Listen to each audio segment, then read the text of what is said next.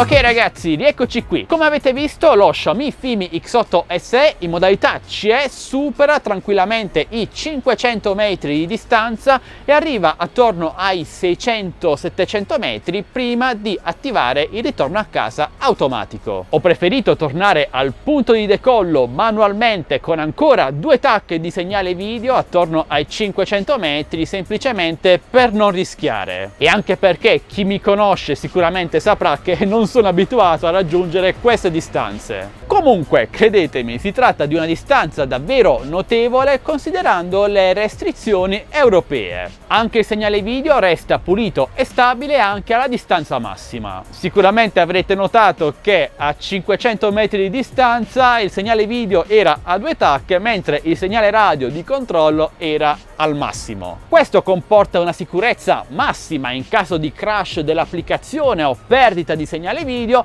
il drone continuerà sempre a rispondere ai comandi del radiocomando e quindi potremo attivare il ritorno a casa automatico senza nessun problema. Segnalo un particolare molto interessante, infatti se utilizzerete al decollo una base di atterraggio, il drone durante il ritorno a casa automatico la riconoscerà automaticamente, migliorando la precisione dell'atterraggio. Prima del volo non mi sono preoccupato di effettuare la calibrazione del gimbal, quindi l'orizzonte potrebbe essere leggermente storto.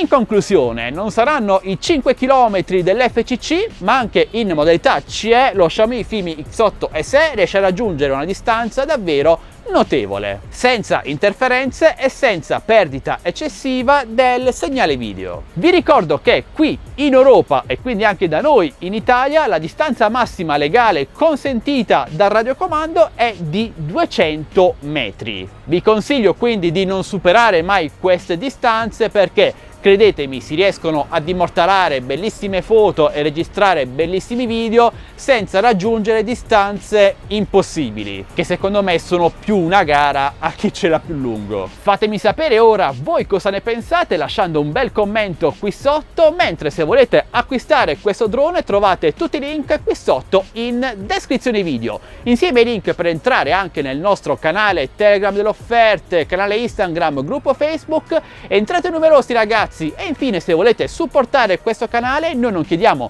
nessuna donazione, nessun abbonamento, ma un semplice like, un commento, una condivisione. Iscrivetevi se non l'avete già fatto. Questo è tutto, alla prossima, buon volo a tutti, ciao ragazzi!